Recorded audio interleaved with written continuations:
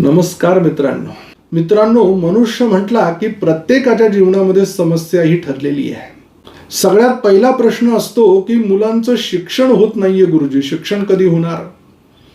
शिक्षण अनेक अडथळे येत आहे. परिपूर्ण करतोय, अभ्यास करतोय, लक्षात राहत नाहीये, प्रयत्न करतोय, परिपूर्ण होत नाहीये. कशामुळे होतंय? काही अडचण आहे का? गुरुजी, मुलांचं शिक्षण खूप चांगलं झालंय, त्याला नोकरी लागत नाहीये. त्याच्यापेक्षा कमी शिकलेला, त्याच्यापेक्षा कमी ज्ञान असलेला मुलगा मोठ्या पदावरती आरूढ झालाय, त्याला नोकरी लागली आहे, परंतु याला अजून कुठल्याही प्रकारची नोकरी लागलेली नाही. गव्हर्नमेंट म्हणजे सरकारी नोकरी आहे की प्रायव्हेट जॉब आहे, कुठे याने काम करावं? गुरुजी, मुलाला खूप चांगली नोकरी लागली आहे, मुलीला खूप चांगली नोकरी लागली आहे, विवाहाचं वय होऊन गेलंय, लग्न होत नाहीये. नेमकी अडचण काय? पत्रिकेत मंगळ दोष आहे, पत्रिकेला कोणी दोष लावलेला आहे? नेमकं या प्रश्नांची उत्तर आम्हाला कुठे मिळू शकतील? गुरुजी, विवाह झालाय परंतु संतती होत नाहीये. 2 वर्ष झाले, 5 वर्ष झाले, 7 वर्ष झाले, अनेक डॉक्टरी इलाज केले, अनेक आध्यात्मिक इलाज केले, आम्ही संतान प्राप्त होत नाहीये. आमच्या नशिबात संतती प्राप्तीचा योग आहे का गुरुजी? गुरुजी, संतती झाली आहे, नोकरी आहे, विवाह झालाय, परंतु राहायला वास्तू नाहीये. माझ्या जीवनामध्ये सुखाचे क्षण आहे का? वास्तुयोग मला माझ्या जीवनात निर्माण करता येईल का? मला जागा घ्यायची आहे, मला शेती घ्यायची आहे, मला वाहन घ्यायचं आहे. मी जुनं वाहन घ्यावं की नवीन वाहन घ्यावं? मी जुनी वास्तू घ्यावी की नवीन वास्तू घ्यावी? अनेक प्रश्न गुरुजी, उत्तर मिळत नाहीये. याचबरोबर गुरुजी, मला विदेशात जायचं आहे, मी परदेशात व्यवसाय करावा की नोकरी करावी? की मी मायदेशी राहून व्यवसाय करावा की नोकरी करावी? प्रश्नांची उत्तरं मिळत नाही. गुरुजी, मी व्हिजासाठी अप्लायकेशन केलेलं आहे, परदेशात मला जायचं आहे, तिकडच्या देशाचं नागरिकत्व मला मिळणार आहे का? तिकडच्या देशात राहण्यासाठी मला संमती मिळणार आहे का? असे अनेक प्रश्न आहेत. गुरुजी, मला अध्यात्मामध्ये नाव करायचंय, गुरुजी मला अनेक प्रकारच्या गोष्टी प्राप्त करून घ्यायच्या आहे. या सगळ्या प्रश्नांची उत्तरं आमच्या स्क्रीनवरती दिलेल्या नंबरवरती आमचे ज्योतिष एक्सपर्ट तुम्हाला योग्य पद्धतीनं देतील आणि तुम्ही तुमच्या जीवनामध्ये आनंद प्राप्त करून घ्या. आज आपण 2026 या वर्षातील मार्च महिन्यामध्ये होणारं ग्रहांचं राशी परिवर्तन आणि या राशी परिवर्तनाचा मकर राशीच्या जातकांवरती होणारा परिणाम या विषयाची माहिती पाहणार आहोत. तत्पूर्वी एक महत्त्वाची सूचना, आपण जर आमच्या चॅनलला सबस्क्राईब केलं नसेल तर सबस्क्राईब करा, बेल आयकॉनचं बटन दाबा, व्हिडिओला लाईक करा, शेअर करा आणि कमेंट्स करायला विसरू नका. याचबरोबर आपल्या जीवनात काही समस्या असेल, काही प्रश्न असेल, मग ते प्रश्न म्हणजे मुलं शिक्षण घेत आहे गुरुजी, शिक्षणात त्यांना अडथळा येतोय. गुरुजी, मुलांचं शिक्षण झालंय, त्यांना चांगली नोकरी लागत नाहीये. गुरुजी, मुलांना चांगली नोकरी आहे तर त्यांचा विवाह होत नाहीये. विवाह झालाय तर संतती प्राप्तीसाठी अडचणी येत आहे. संतती आहे तर राहायला वास्तू घर नाहीये. वास्तू चांगली आहे तर वाहन घ्यायचं आहे. मनुष्य म्हटला की प्रश्न अनेक असतात. आमच्या स्क्रीनवरती दिलेल्या नंबरवर आपण फोन केला, संपर्क केला तर आमची जी एक्सपर्ट ज्योतिषांची जी टीम आहे, अभ्यासू जे ज्योतिषी आहेत, ते तुम्हाला तुमच्या प्रश्नांवरती योग्य असं मार्गदर्शन करतील, ज्यानं तुमच्या जीवनामध्ये तुम्हाला नक्की आनंद प्राप्त होईल. या संपूर्ण मार्च महिन्यामध्ये होणाऱ्या ग्रहांच्या राशी परिवर्तनाचा मकर राशीच्या जातकांवरती नेमका काय परिणाम होणार आहे ते पाहत आहोत आपण. या संपूर्ण मार्च महिन्यामध्ये 3 वेळेला ग्रहांचं राशी परिवर्तन होत आहे. 1 मार्च या दिवशी शुक्र ग्रह मीन राशीमध्ये राशी परिवर्तन करून येतोय. 14 मार्च या दिवशी सूर्य ग्रह मीन राशीमध्ये राशी परिवर्तन करतोय. पुढे 25 मार्च या दिवशी शुक्र ग्रह पुनश्च एकदा 25 दिवसांनी राशी परिवर्तन करून मेष राशीमध्ये येतोय. मग या ग्रहांचा राशी परिवर्तनाचा नेमका काय परिणाम असणार आहे ते आपण पाहत आहोत. प्रथम स्थान ज्याला आपण तनुभाव, लग्नभाव असं म्हणतो, या स्थानाला वैचारिक बुद्धिमत्ता किंवा माणसाच्या मनातील विचार इथनं सगळे सुरू होत असतात. मग इथे प्रथम स्थानामध्ये मकर राशी आहे आणि याचा स्वामी शनी ग्रह हा पराक्रम स्थानामध्ये विराजमान झालेला आहे. उपचय स्थानात आहे, ते नैसर्गिक पापग्रहांना हे स्थान अगदी बळकट शक्तिशाली करतं.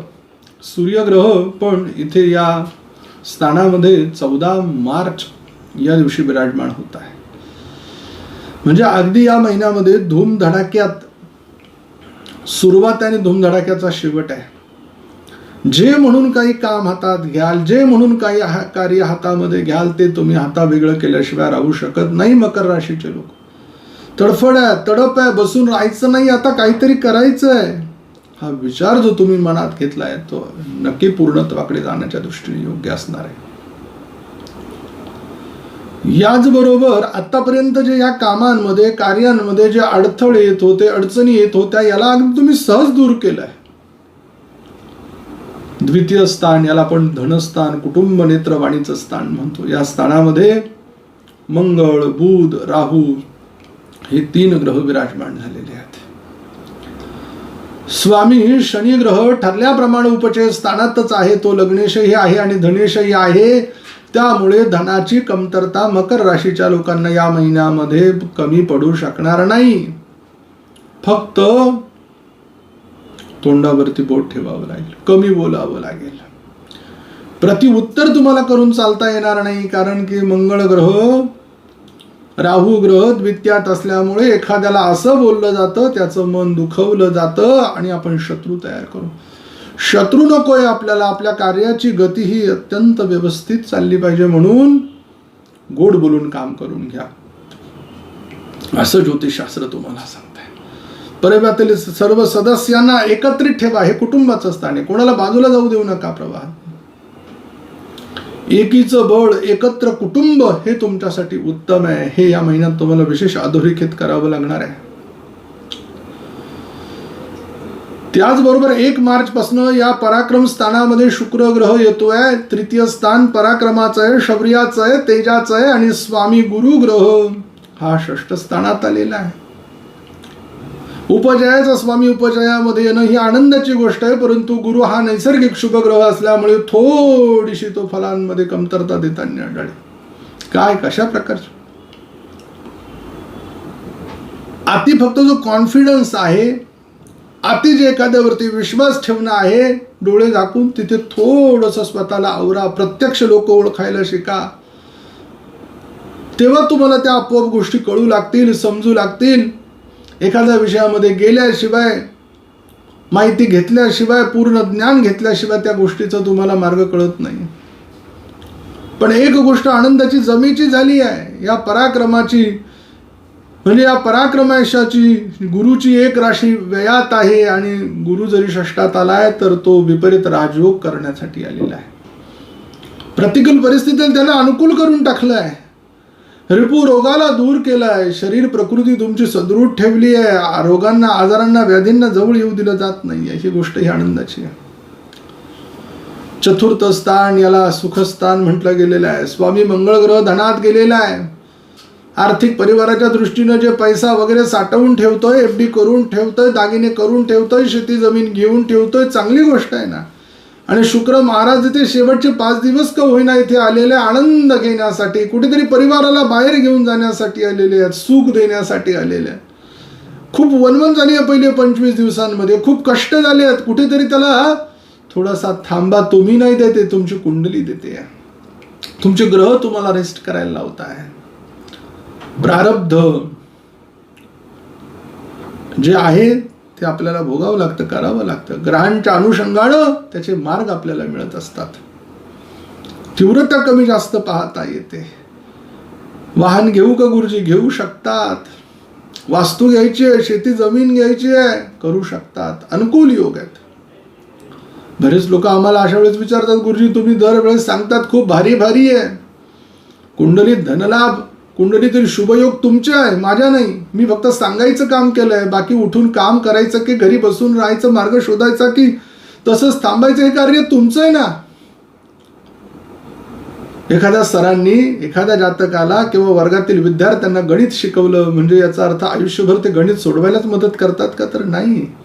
पुढचं आयुष्याचं गणित तुम्हाला सोडवावं लागतं. ते फक्त जीवनात ही थेअरी कशी करतात हे सांगत असतात. बऱ्याच लोकांना ज्योतिषाकडनं प्रचंड अपेक्षा असतात. असं नाही आहे. पंचम स्थान, ज्याला संततीचं स्थान आपण म्हणतो, इष्टदेवतेच्या कृपेचं स्थान म्हणतो आपण. याच बरोबर विद्याभ्यासाचं स्थान म्हणतो आपण. स्वामी शुक्र ग्रह चतुर्थात आहे, उत्तम आहे. चिंता करण्याचं कारण नाही आहे. अभ्यासामध्ये ज्ञानामध्ये एकाग्रता होणार आहे. त्याचबरोबर थोडा आनंद पण घेणं, फिरणं पण, ही गोष्ट तुम्ही करणार आहात. इष्टदेवतेचा विचार करता देवाच्या साधनेमध्ये मन लागणार नाहीये, कारण की शुक्र ग्रह मेष राशीमध्ये कामातुर होऊन जातात. कामातुरा नाम न भयम, आसक्त होतात. मग कुठेतरी मनाला आवरायचं आहे. कुठेतरी कोणाबरोबर वाहत जात असताना 100 वेळा विचार करायचा आहे की मी कुठे चुकीचं पाऊल तर उचलत नाहीये ना. घरातल्यांचा विश्वास आपण जिंकलेला आहे. घरातल्यांनी डोळे बंद करून आपल्यावर विश्वास ठेवलेला आहे म्हणून चुकीच्या मार्गाला जाता कामा नये आपण. षष्ठ स्थान, याला रिपुरोग स्थान म्हटलं गेलेलं आहे. स्वामी बुध ग्रह हा धनस्थानामध्ये विराजमान झालेला आहे. मग षष्ठेश धनामध्ये म्हणजेच नोकरीला लागणं, नोकरीमध्ये बढती, नोकरीमध्ये मोठं पद, नोकरीमध्ये प्रतिष्ठा प्राप्त होण्याचा योग आणि त्याद्वारे आपल्या आर्थिकतेत सुधारणा होण्याचा योग इथे दाखवत आहे. म्हणून सगळ्यात महत्वाची काळजी करत असताना एक गोष्ट आपण विचाराधीन घेतली पाहिजे की आपण नोकरी बदलतोय, परंतु आहे त्या ठिकाणी जर आपला फायदा होत असेल, पुढे जाण्याचा योग असेल, तर ज्या लोकांनी आपल्याला उभं केलं त्यांना सोडून जाता कामा नये, हे तुम्हाला सांगतोय. मातुल घराण्यातील लोकांना थोडी आर्थिक मदत करावी लागणार आहे. मित्रांना थोडी आर्थिक मदत करावी लागणार आहे.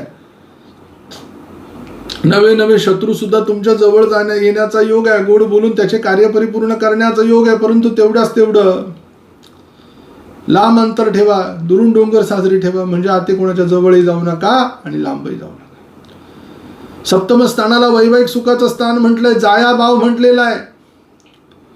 व्यापार उद्योगामध्ये पार्टनरशिपचं हे स्थान आहे. या महिन्यामध्ये पार्टनरशिपही नको आणि विवाह निश्चितीच्या दृष्टीने जर म्हणाल तर चांगला जीवनसाथी मिळण्याचा योग आहे.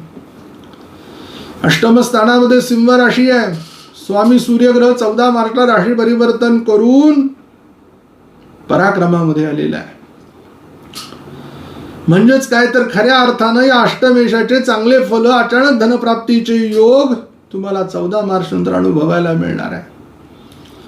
ज्या जातकांनी काही स्पर्धा परीक्षा, सरकारी परीक्षा, रेल्वेच्या काही परीक्षा संदर्भामध्ये काही फॉर्म भरलेले असतील, वडिलोपार्जित काही व्यवसायाचा विचार केलेला असेल, याच बरोबर काही जातकांना छोटंसं आपलं गव्हर्नमेंटचे कॉन्ट्रॅक्ट टेंडर जर भरायचे असतील तर ते भरा, त्यातनं धनप्राप्तीचा योग आहे. भाग्यस्थानामध्ये कन्या राशी आलेली आहे. स्वामी बुध ग्रह हा धनस्थानामध्ये, भाग्येश धनामध्ये. गुरुमंत्राचा उपदेश होण्याचा योग आहे. गुरुमंत्र प्राप्तीचा योग आहे आणि तो लवकरच आलेला आहे. परदेशातनं धनप्राप्तीचा योग आहे. परदेशात जाऊन धन मिळवण्याचा योग आहे. मग कामाच्या निमित्तानं असेल, नोकरीच्या निमित्तानं असेल, किंवा इकडनं तुम्हाला तुमची कंपनी परदेशात पाठवत असेल, जबाबदारी स्वीकारायला हरकत नाही आहे. दशमामध्ये तुळा राशी आहे, कर्मस्थान आहे. 2 वेळेला ग्रहाचं, या शुक्र ग्रहाचं राशी परिवर्तन झालेलं आहे. सगळ्यात पहिलं 1 मार्चला ते मीन राशीत आले आहेत आणि पुढे मग ते मेष राशीत गेलेले आहे. भाग्येश पराक्रमाकडनं चतुर्थाकडे वाटचाल करतोय. जे या महिन्यामध्ये ध्येय आखलेले, जे या महिन्यामध्ये करायचं ठरवलंय, त्याचं नियोजन करा आणि त्या दृष्टीने तुम्ही पाऊल टाका. नक्की ती गोष्ट परिपूर्णत्वाकडे जाते. इच्छित लोकांच्या भेटीगाठी होणार आहे. मार्ग दाखवणारा संप्रेषक व्यक्ती आपल्याला मिळतोय. जीवनात प्रगतीची वाटचाल होते. अंधकाराला दूर करण्याचा योग आहे. आपल्या बोलण्यानं, आपल्या वागण्यानं, आपल्यातील बदलामुळे सगळ्यांना तुम्ही आपलंसं करून घेतलंय. मोठ्या जबाबदारीसाठी तुम्ही काबिल आहात, मोठ्या जबाबदारी सांभाळण्यासाठीच तुम्ही तत्पर आहात. ही गोष्ट विसरून चालता कामा नये आणि ती जबाबदारी स्वीकारायची. एकादश स्थानामध्ये वृश्चिक आहे, स्वामी मंगळ ग्रह धनात आहे, लाभेश धनात. मिळालेल्या लाभाचं धनातलं रूपांतर चांगल्या गोष्टींसाठी तुम्ही करून ठेवताय. परिवारातील सदस्यांच्या मदतीनं ते पैसे गुंतवले गेले पाहिजे, चांगल्या ठिकाणी गुंतवा. सोनं असेल, शेती जमीन असेल, पूर्वीचे लोक म्हणायचे सोन्यात, जमिनीत आणि सागाच्या लाकडात पैसे गुंतवले पाहिजे. आता सागाचे लाकडं नाही राहिले, पण चांगल्या ठिकाणी पैसे गुंतवणूक करा. व्ययस्थानामध्ये धनुराशी आहे. स्वामी गुरु ग्रह हा षष्ठात आलेला आहे. विपरीत राजयोग आहे. अध्यात्मासाठी, देवाच्या मंदिरासाठी, तीर्थक्षेत्रासाठी तुम्ही दान धर्म कराल, ती जमेची बाजू असणार आहे. परदेशात नोकरीच्या योगाची संधी पण तुम्हाला प्राप्त होणार आहे. मकर राशीच्या जातकांसाठी शुभ दिवस 14 तारीख, 15 तारीख, 16 तारीख, 17 तारीख आणि 18 तारीख आहे. आपल्यासाठी अशुभ दिवस 2 तारीख, 3 तारीख, 4 तारीख, 29 तारीख, 30 तारीख आणि 31 तारीख आहे. आपल्यासाठी शुभ अंक 6 आहे. शुभ रंग निळा आहे. एक मंत्र देतो, त्या मंत्राचं आपण पठण करा. त्यानं पत्रिकेतील शुभत्व वाढेल आणि अशुभत्व कमी होईल. मंत्र आहे ओम त्रिपुरा यै नमः. लवकर भेटू आपण पुढील व्हिडिओमध्ये. तोपर्यंत सर्व प्रेक्षकांना